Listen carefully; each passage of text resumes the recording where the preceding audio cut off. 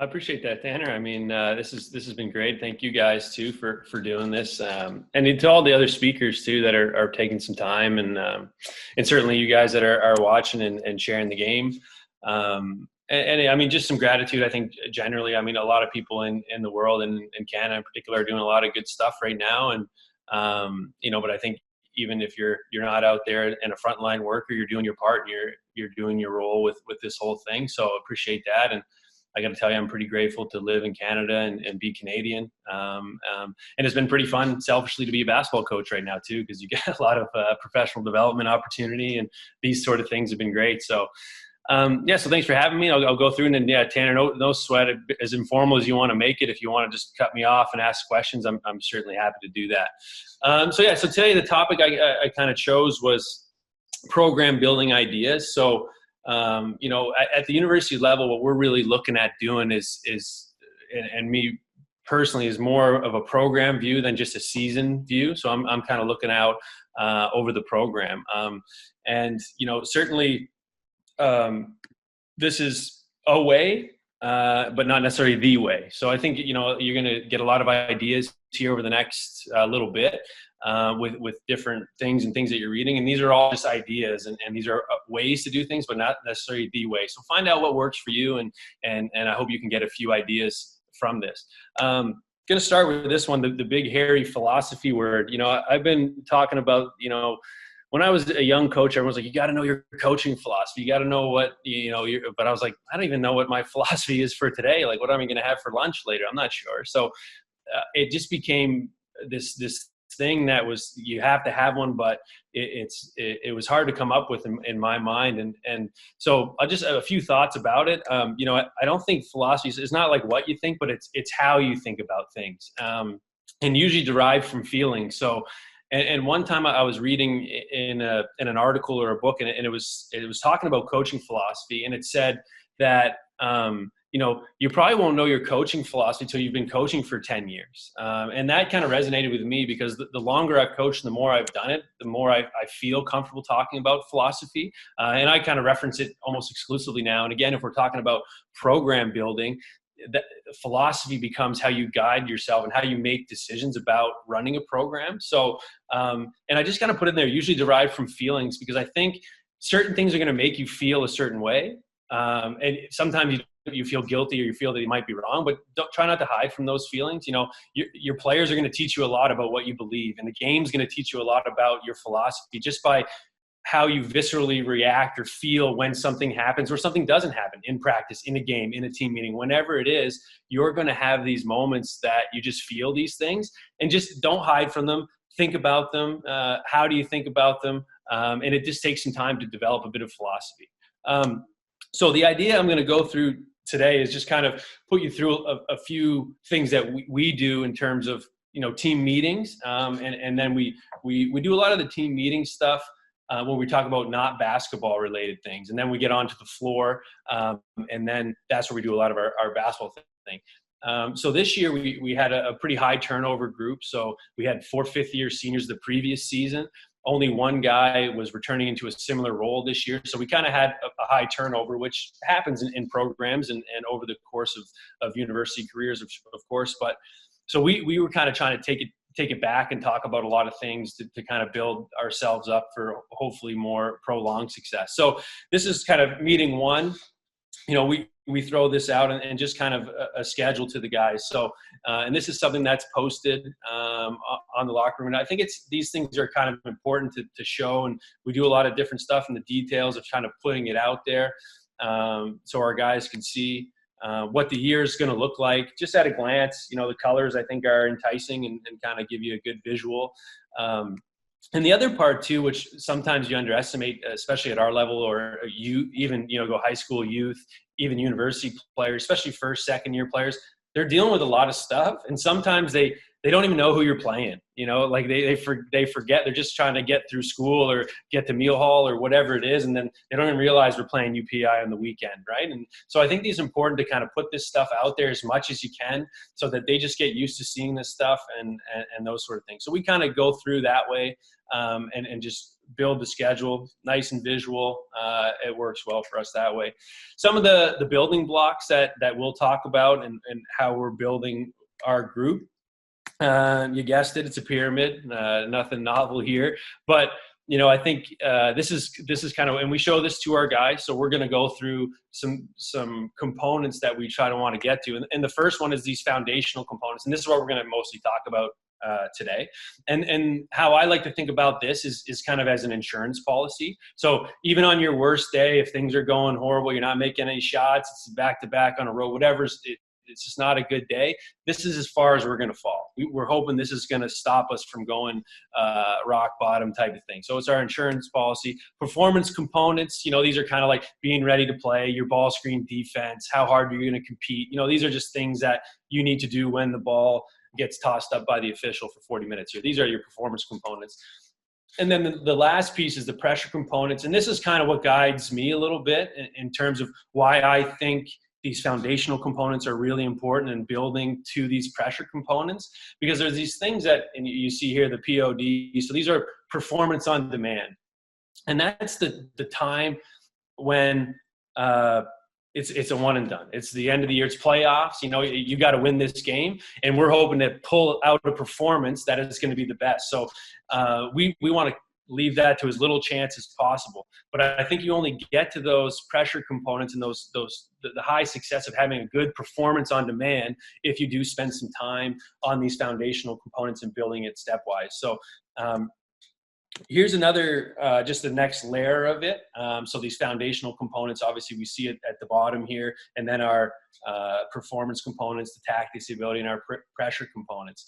Today we're going to talk, just give you some thoughts and ideas on vision, kind of establishing that, discovering a purpose, and then talking a little bit about culture, and culture maybe is a little bit of a buzzword, but it is one for a reason, because it's just so important. Whether you like it or not, it's just happening. It's basically how people are behaving, the relationships within your program or whatever organization you're a part of, and culture is important in the fact that you can definitely lose with a good culture, but you're not winning with a bad one. You're just going to need a culture that is going you just need a good one in order to win over the long term. And again, we're looking at this not season to season, game to game. We're looking at this as a program approach, right? And culture is right and it's strategically right in the middle of this bottom part of the pyramid, kind of holding it up. Just another level and of kind of going deeper into, what vision is, personal team goals, purpose. You get into trust and empowerment, values and behaviors. So these are things, we throw up on a screen to our guys, and like, this is kind of the roadmap a little bit. So again, we'll go back here. Our immediate focus right now today is training camp. So we're here Friday. It might've been the 5th actually when we did this one. So the day before we're going to start our training camp. So now we're just going to look at training camp, and it's a 21-day training camp, and there's some research out there. It takes 66 days to build a habit. Some say 21, so we'll just go with 21. This is just an arbitrary number. It just worked with our season, but so we have 21 days of training camp, and what we're trying to establish here are these 3 things over the next 21 days. And again, we were very intentional about this and taking our time to go through this. So we wanted to establish our vision, discover our purpose, and develop some of our culture, right? So let's go back to establishing our vision. So vision, I started, again, arbitrary. I started with vision because I thought it was just an easy start. It's a little easier, just kind of generic goals, team goals, personal goals. But it also is the thing that gets you excited. Your vision should propel you, and propel your purpose, guide your culture a little bit. Like, it should get you excited about things. So we kind of did it this way. And I think to talk about vision, I think it's important to make it visual. I think it's important, and this is really a visual roadmap. So, we have, as we go through the process of training camp, into preseason, regular season, and then we kind of have a weird thing with our and youth sports teams. We have a big break. We kind of ramp up here to our regular season in November. We play 5, 6, 8 games, and then we have to take a huge break and break for the month of December. So it has kind of a unique challenge. And then you kind of have to get up pretty quickly and spike back to, getting into your flow. So I thought this was a really good representation of kind of that process. So that is our vision. So you kind of have to see the way that you're going to go before you get there, right? So I think it's an interesting thing to do. And the other part too is just, I'll pause here for 1 second and talk about this just with coaches and buying into kind of some of these models. To put these kind of visual schedules together and make something like this, it does take a little bit of work. It takes a bit of thinking. It takes a little bit of even some small graphic design, I guess. But this took me probably 3, 4, 5 hours in the off season to do it. And it's a slide that lasts maybe 2 minutes for your team. So we're always kind of weighing out, if we're going to run a 2-hour practice, how long does it take us to plan that? Most of us probably doesn't take quite 2, 3, 4 hours. So that's a good return on your investment. But I really think that, if you put some time into some of this stuff, this may take a long time and you may only show it for 30 seconds, but I think it's a visual that could last the whole season, right? And it can really help guide that. And we use this and we come back to it quite frequently. Here's just another visual that we use. So this is, again, like I mentioned before, some of our players don't even, they kind of forget about who we're playing or where we're at in the standings. There's just a lot going on for some of the younger guys especially. So, and we kind of have a bit of a convoluted system with our 2.4-point games. And it was nothing you have to worry about right now, but this is just a visual we would put. So again, this is the theory of it. And this would be, we would update this as the time goes on. So we're 10 games in the season. We've had 4 2-point wins, 1 4, and it just shows us our points compared to possible points. So I think we would show our guys this once a week, once every 2 weeks, just to keep them, engaged in the league and really realizing. So now you start to see, all right, we're playing Munn this weekend and we're tied in the standings. I think we overlook that because coaches, we're looking at that stuff constantly. We're always on the thing. We're talking to other coaches. We're just so immersed in it, but our players sometimes just aren't. They have a lot going on, like we said. And places like Acadia and a lot of these institutions in the country, that the academics are rigorous and there's a lot going on. So I think it's important just to get these back, get that out in front of them. So again, this would be again in a team meeting, throw this up, talking about vision. And again, you talk about personal team goals. Just a little quote there: vision without action is a dream, action without vision is a nightmare. So what we did in one of our team meetings, and again, this was an easy start. We talked about our team vision, which is this, and pretty obvious. I think most guys are on the same page. If we want to have a good start, and then we want to make playoffs, and then get a chance to represent our team at the national championship. That's kind of our goal year in, year out. So I think that was pretty clear. But we kind of wanted our guys to have a chance to talk about that. And this was more anonymous. So what we did in the team meeting, we gave them cue cards, and it was just set your 3 team goals and your 3 personal goals. Write those down, hand those into the coaching staff at the end. And it was anonymous. They weren't sharing it with their team. And again, this was the first meeting of the year, remember? So September 5th, 6th, they're getting to write these things down. And more than anything for us, it was just a data point. Just to see where some guys were at. Most guys, what you would predict, they want to win, they want to make playoffs. Some of them, I want to do the best I can. Some wanted to lead the league in scoring. Some wanted to be an all-star. So that you start to get a feel for where guys are at. And again, not to judge it one way or the other, but it's a data point, and it allows you potentially to have a conversation about that, or bring it back later, or propel you forward. And I think that's really important, to try to get as much information, data points from your players, to make sure that you are, it just creates conversation. So that was kind of meeting 1. Then a few days pass, and again, we have, that would have been a meeting about 8 to 10, 15 minutes tops. We're not going any more than 15 minutes in our team meetings, and that's right before practice. We get there 6 o'clock, 6:15. We're out of there for sure, and then we're on the practice floor. So they know they're going to be quick. They're going to be usually interactive. That, I think, is an important piece. So now if we just kind of fast forward a couple days, team meeting number 4. So we're in September 10th now.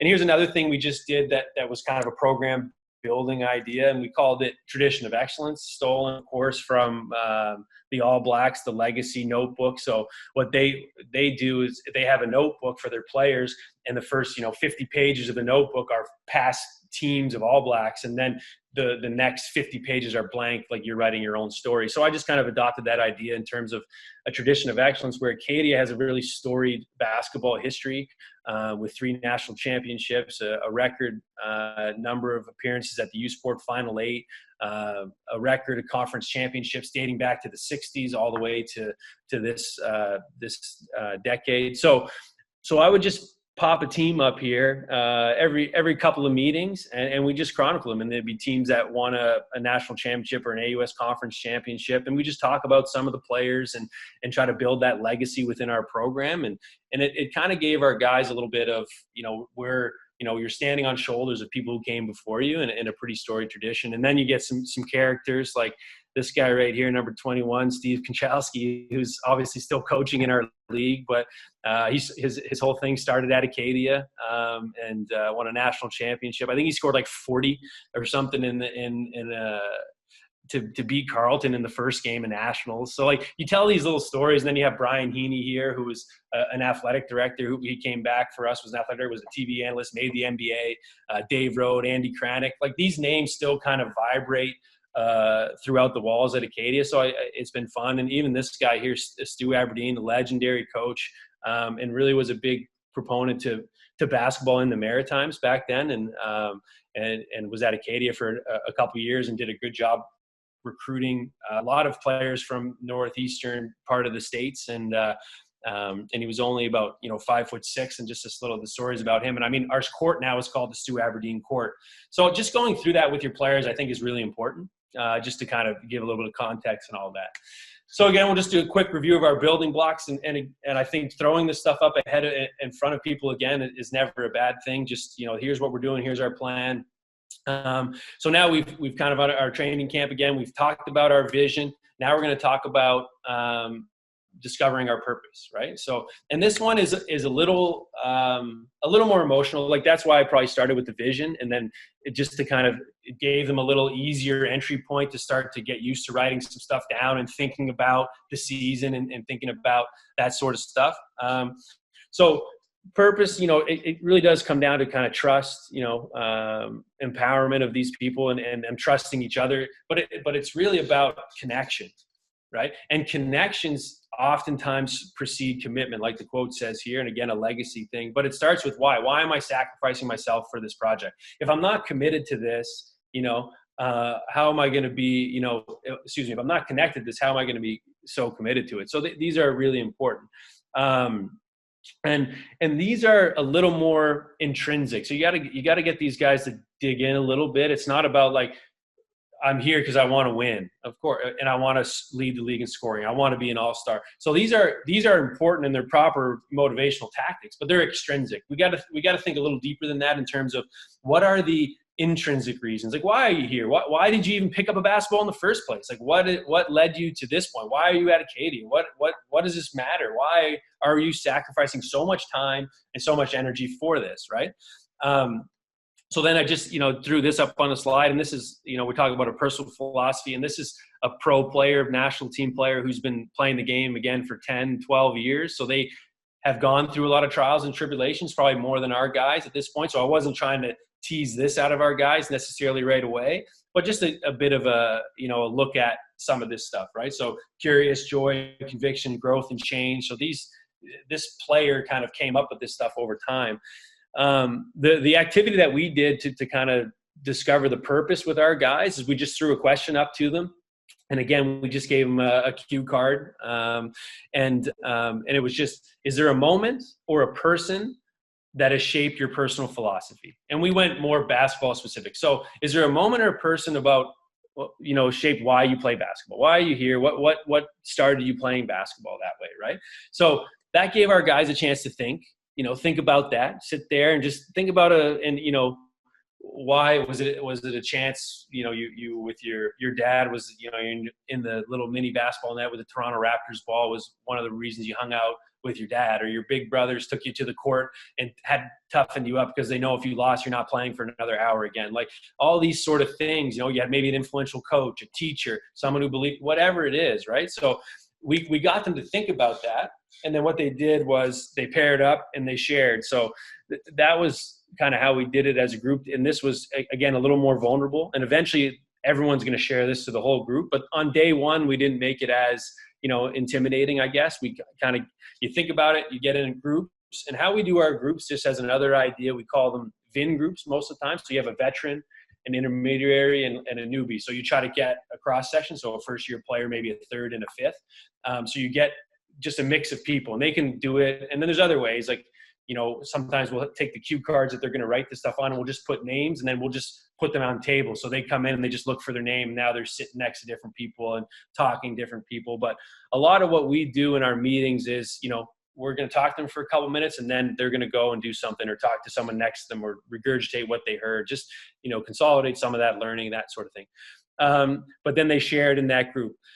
And one thing that I think that happens in these things is important, because it takes you, so we're in this little meeting room and we're all just basketball players and we got a little bit of these hard shells type of thing. But it takes us, when you start telling these stories about when they were a kid or when they fell in love or the first time they played basketball. And some of these guys, one of our guys this year didn't play basketball till he was grade 10 or 11. So he had such a different story than a kid who grew up at mini basketball. So it gives you a little bit of context, but it provides a little bit of empathy. You start to get to know people a little bit differently outside a different context. They're no longer just kind of your teammate in the room. You think about them as a youngster or whatever it may be. So very, very worthwhile exercise to start down this path.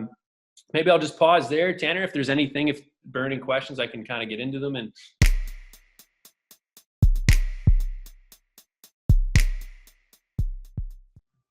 or I can go right to meeting number 12.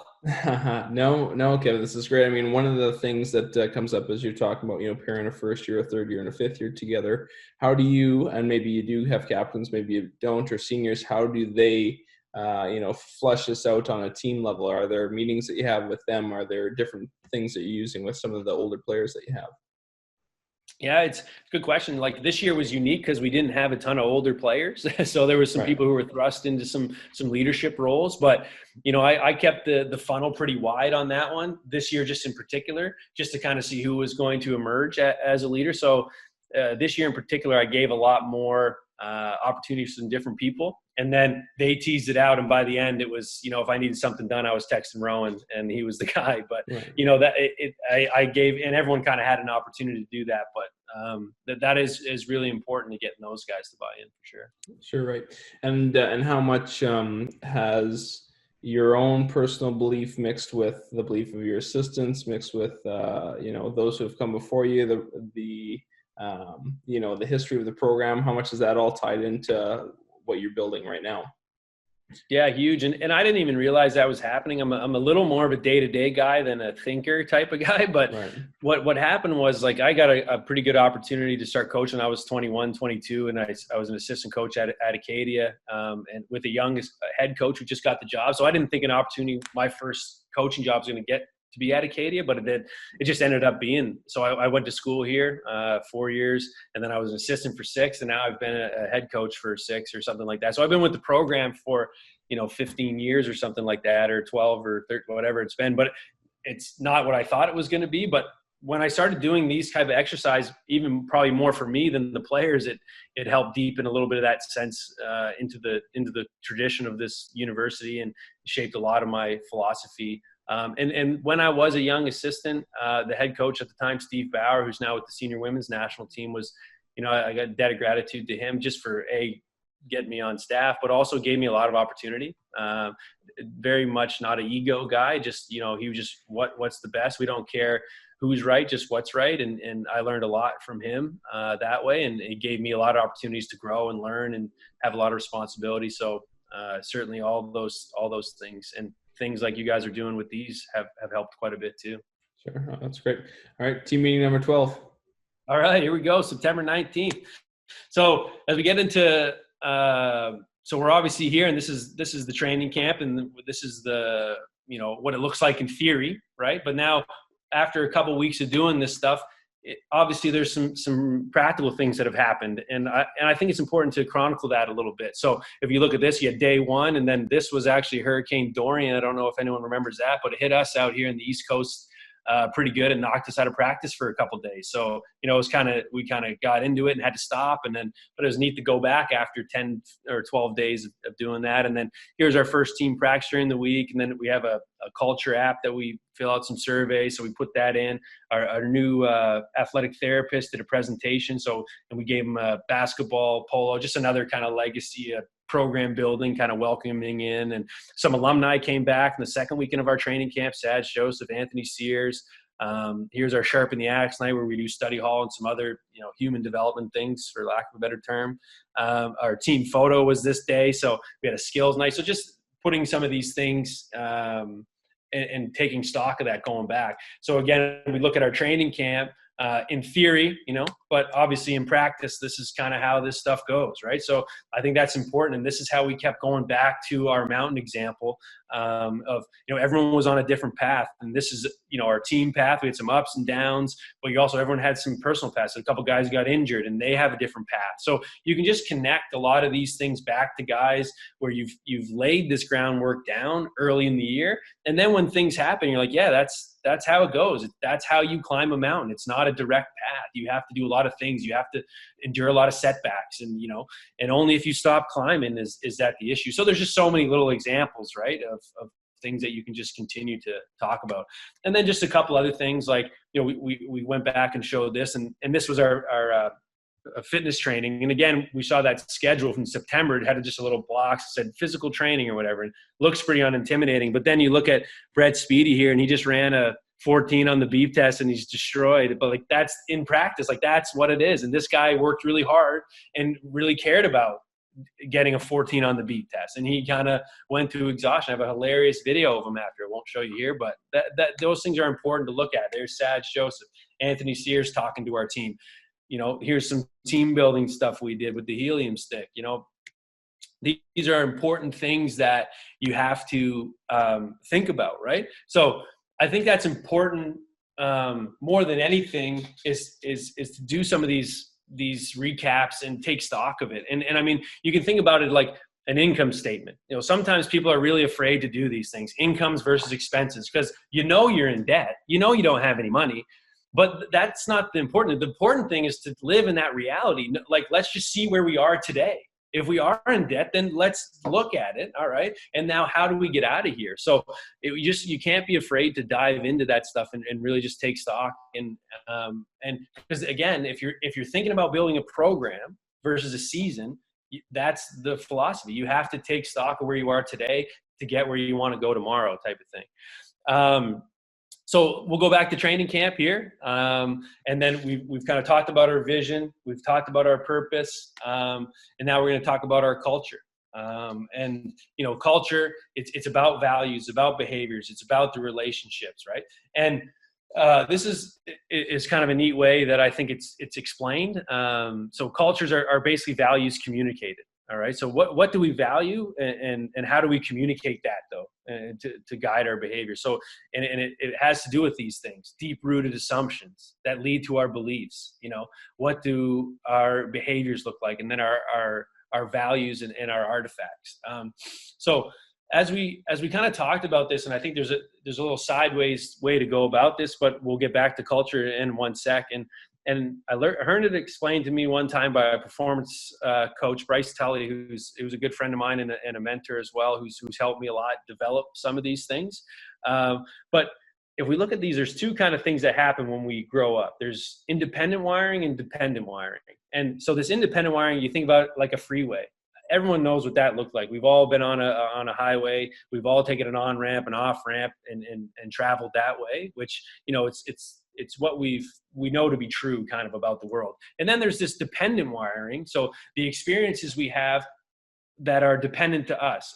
And this is the cul-de-sac example. So where did you grow up? What neighborhood did you grow up in, right? So did you live in a cul-de-sac in the suburbs, or were you in a condo downtown, or were you in a, rural New Brunswick where I grew up? There's all these things about where you grow up that are different, but you just kind of assume everyone lives that life a little bit, right? You just assume everyone had dinner when you got home, or your mom was there for you, or the baseball field was down the street, but that's not true for everyone. So these are really important to think about as we kind of move through dealing with a group of people and talking about culture and behaviors and values, right?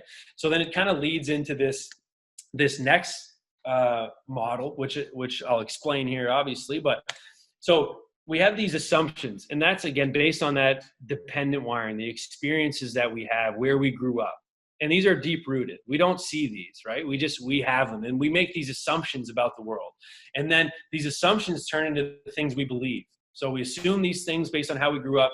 We believe it. We start to value certain things, right? And then that manifests as artifacts. So artifacts are things that we see. So maybe here's an example. Some kid grew up and he was told when he was playing basketball or playing sports that when things were going well, it was important to get hyped up. Like you had to get fired up. You do that, then you get really going. And that was part of, show people, right? You have to show people that you're playing well. So what you start to believe that it becomes a belief that, I have to show people when it's going well, I let people know that it's going well. What you start to value then is dominating in performances, right? You value that. But then the artifact, what we see is the guy who's doing this, and he's getting pumped up, right? But sometimes we think, this guy's just showing off or whatever. He's just a hothead. But as an artifact, sure. But if we can drill down and get to these assumptions of like, why are you acting that way? Why do you value that? Why do you believe that? What are the assumptions that led to this? I think you can start to frame that and think about people differently, right? It's the old adage of don't judge a book by the cover.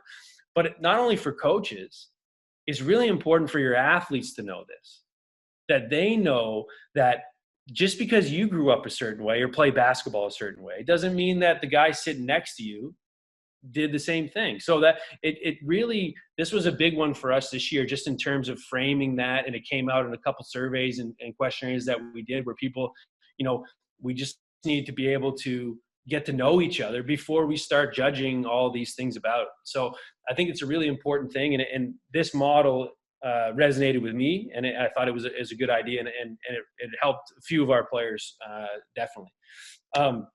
So then if we just kind of get back to the culture piece and the core values, and this is just, so real core values. So for example, these are arbitrary. These aren't ours. I'll talk about ours in a sec, but this is just a good example. So real, responsibility, excellence, accountability, loyalty.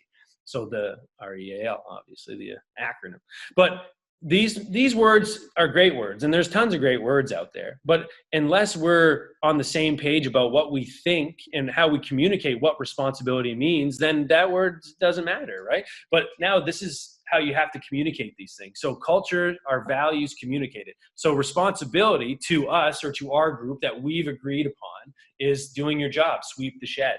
Right? That's again, a legacy thing. Excellence, executing the small details. So touching the line. That's what excellence means to us, but it's very specific, right? Accountability. We have a mic and drill. It's a warm up drill and they got to get 10, but it's got to hit above a certain part of the backboard. But no one's counting that, but like you have to hold yourself accountable. We're kind of agreeing to these things, loyalty, that sort of stuff. And one thing what is important to think about too, is that this isn't, like blind buy-in. We're not getting our people to be like, just because I said, responsibility, and that's what everyone's going to do. That's not what we're trying to do. We're trying to get everyone on the same page. And if that hasn't happened yet, it's probably just because we haven't communicated it well enough. So that's the whole thing is how do we communicate these values and make it, and like a really good example, I think, is the team gear. So coaches especially youth sport coaches get kind of antsy about this one because it's a big budget item. Let's just say we spend a lot of money on this, and everyone has their budget constraints, but we spend, X number of thousands of dollars to give you team gear that says Acadia basketball and the backpacks. And we want you to kind of rep that stuff. And then all of a sudden a kid gets on there and comes on the bus and he's not wearing his team gear. And we get really upset about that. Because that's something the coach values, right? I bought you this. But if the player doesn't know that you value that and why you value that, then they're just not on the same page, and now there's going to be conflict. But if there's, if you are able to communicate, hey, listen, team gear is important to me because when I was a basketball player, I wasn't very good, and I just want to make it as far as I could. And when I made the team and I got that freaking Acadia hoodie, it was the most proud day of my life because it represented more than that. It represented so much that I achieved something that I set out to do. Right? If you tell a story like that, it just makes a little more, again, connection, which helps that commitment. So you just got to think about these things and how are you communicating what you value as a coach, right? So this is kind of, I'll put you through our values that we kind of came up. So we call it act like an axeman.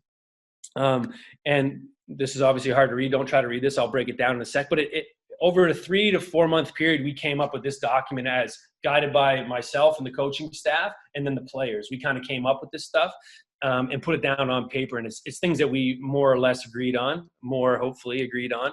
And we use this to kind of guide us through the year, and then also came back to it later in the year as well. So the act like an axeman, if you want to go through here, we had appreciate. So that was one of the words, gratitude, and that connected with us pretty good in terms of, the opportunity we've been given to represent that program and that tradition of excellence we talked about.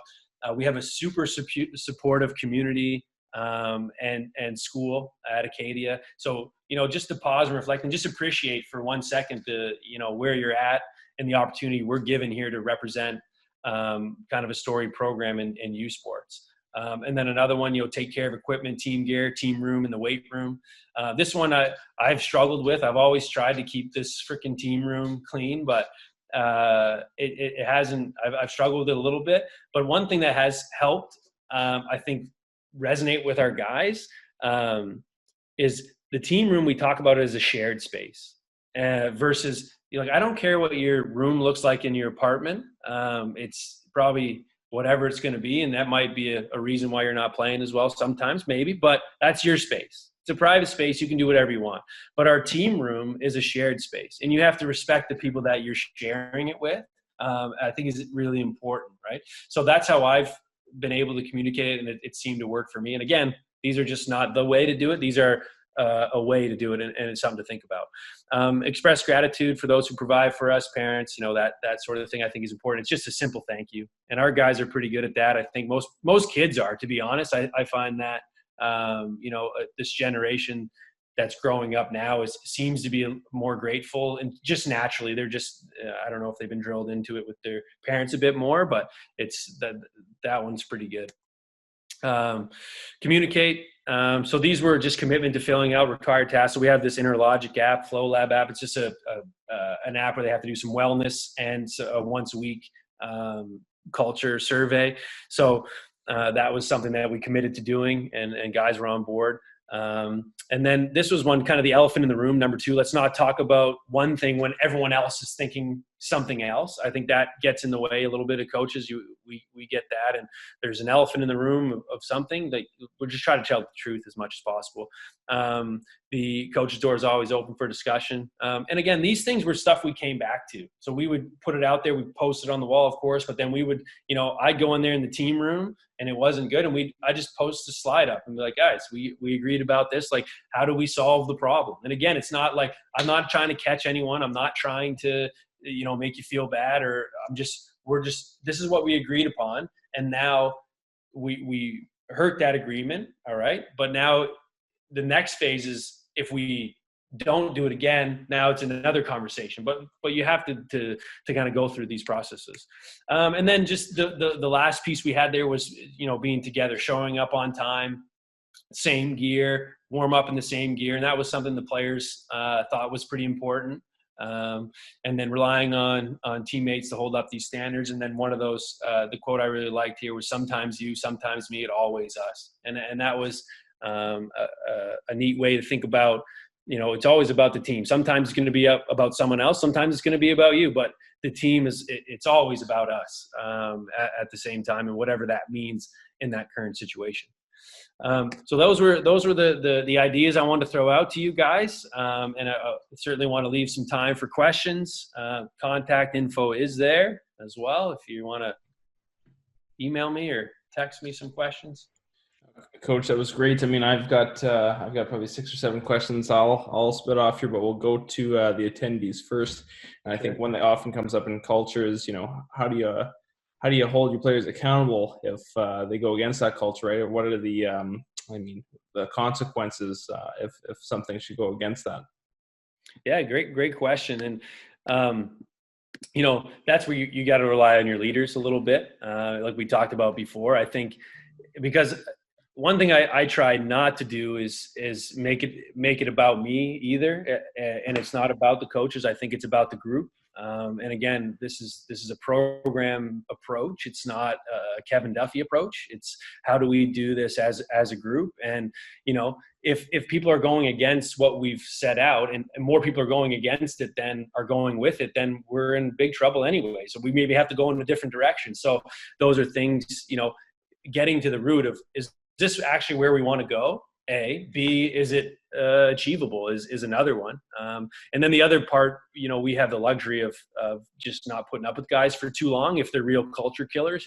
Sometimes, youth and high school coaches, it's about participation, and I appreciate the hard work they have to do. That's why I always feel bad for teachers. Like, they have to put up with with everyone, where, at our level, we don't have to put up with the guys who are just not very smart, not very bright, but think they're all that. And then a follow-up from a space perspective. So let's say the team room's left in poor condition, or the weight room or anything like that. Is there follow-ups that happen with that? Yeah, we just go clean it. Yeah. We just take 15 minutes, like we're about to go practice or we're about to do study hall, and we'll just go down and we'll just clean the room up. And then that's basically what we do. And then you always have the threat. I think that's like probably the last thing, and maybe some youth sport coaches agree, the last thing maybe you can take away from players is the team room nowadays. So that's I've never had to get to there. I hope I don't, but but we just go and clean it as a group, and I'll get in there and clean it with them. Right. As you go through program standards on the floor and in each facility, do you talk about social media standards of what the program entails? Yeah, that's a great one. That hasn't come across. Like we do some pretty good stuff with our department. And again, I think, there's certainly going to be some one-offs. I think generally as a society, we've kind of moved past I think student athletes know the ramifications of social media. Our department does a pretty good job of that in terms of educating and talking about that. So, I mean, that I haven't seen a lot of that at our level, to be honest, but obviously, we had a few situations not long ago where it came up and that sort of thing. But certainly, sometimes those are a few things that keep you awake at night. Sure. As when you took over from assistant to head coach, and I'm sure you had to implement your plan, as it were. Did you have, hey, this is my first year, this is my 3 years, this is my 5 year, and then now that you've been in the job longer and have that experience, have you done another 1 year, 3 year, 5 year plan? Or I know you talked about being a little bit more day to day, but how do you do that from a program standpoint? Yeah, well, first of all, I think the 16 inches from the assistant coach chair to the head coach chair is a little further than you think. I thought I was pretty ready, and in some ways I was, and in a lot of ways I just wasn't. But there's only one way to learn a little bit. Like, you just got to go for it, and you learn on the fly. But I love this stuff, and I love just learning about even myself. Like, even when I talked about just like how you feel, like, this coaching thing makes me feel a lot of ways sometimes. And sometimes I don't like how it makes me feel, but at the end of the day, I'm grateful for that, because it's made me a different person. It's made me think about stuff pretty intently. And also when I go and seek out knowledge, I have a very practical base. Like, I know situations that I've dealt with. And then when I start to read and listen and hear other people who have solutions, and that's, again, the philosophy. It's like, so we have these issues. How do you think about them?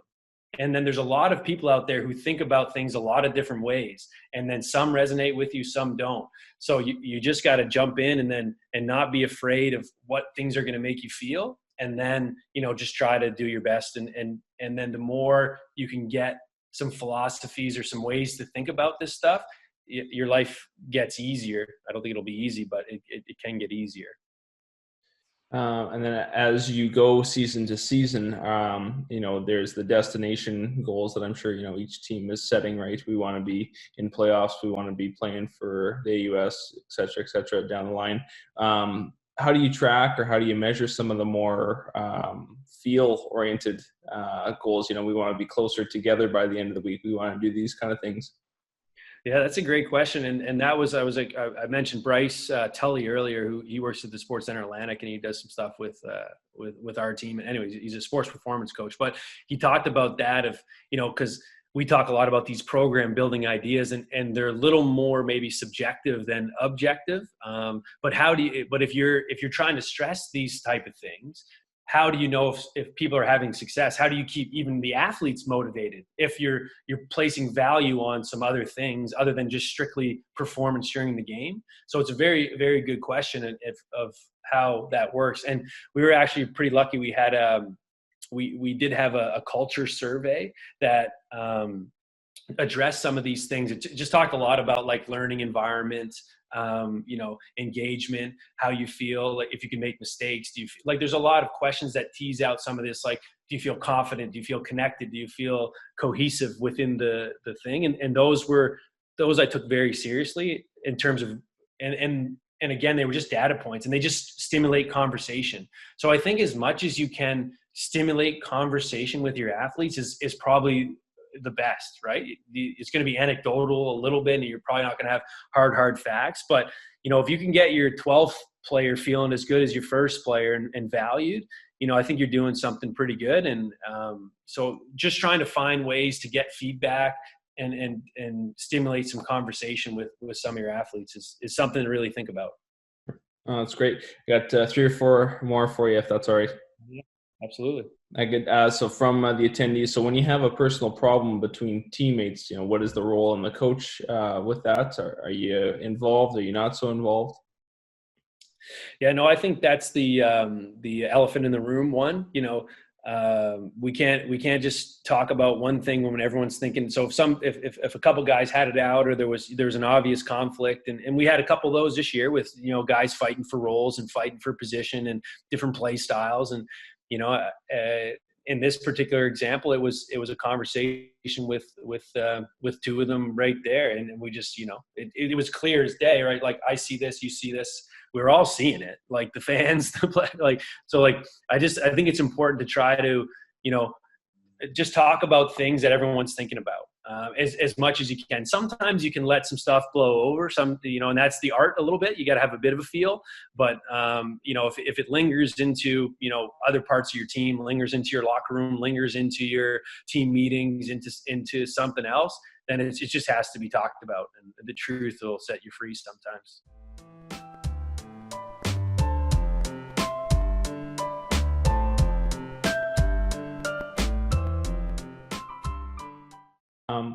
Then I guess the next layer. So as you're going through the recruiting process, are you looking first for guys who can play at Acadia, just play? Are you looking for guys who are able to fit into the culture and through you and your staff's system, you'll make them into the player that can be playing at Acadia? I mean, what comes first for you?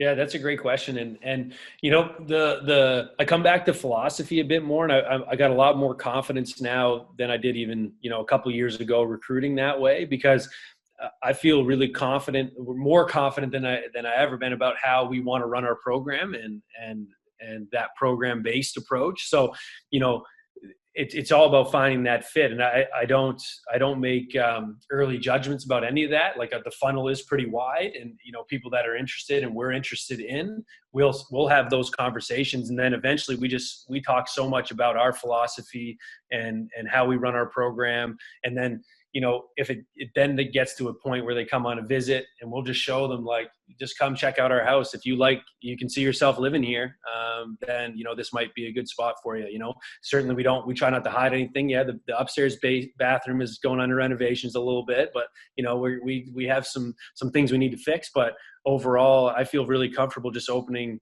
up and just take a look, and then we take a look at them too, and see if their philosophy lines up to what what we want to do. You know, we spend a lot of time with basketball. We do. We spend a lot of time in the film room. We spend a lot of time individuals with a full-time assistant coach who does that a couple times a week. We have a full-time strength coach. Like, if you don't like doing those kind of little things and practicing and training and getting ready for the game, it's going to be a tough place to have fun. So, you know, you gotta have some of that.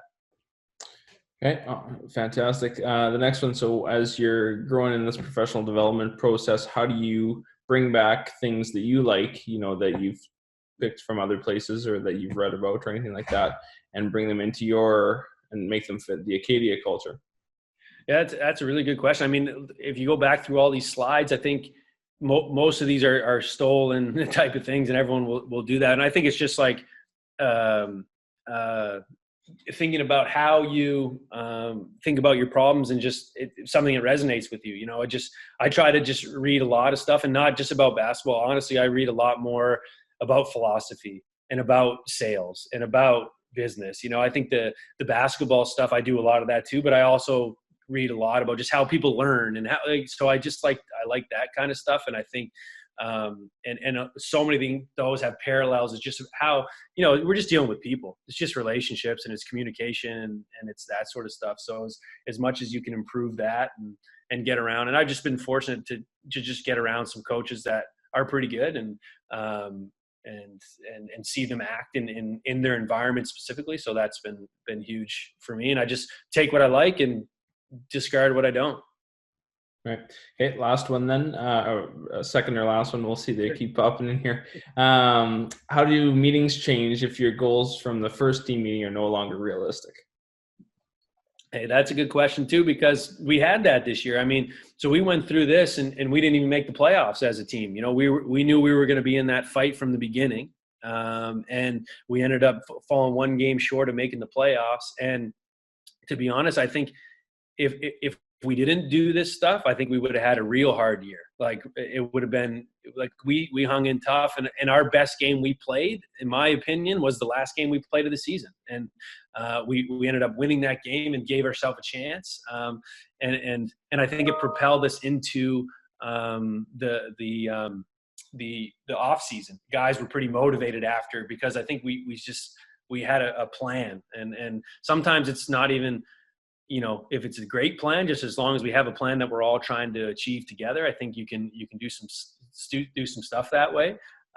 So that was certainly important. But I think, and even with just showing the standings and the thing, we kept having a chance, and we would dip the frickin' the path on the mountain would dip, and be like, we're down here, but we got to fight like heck. You got, like, we still got a chance, but it's not going to be easy. But I think, again, it's that income statement, like just deal with your reality a little bit, and you know, and whatever, that's all you can control.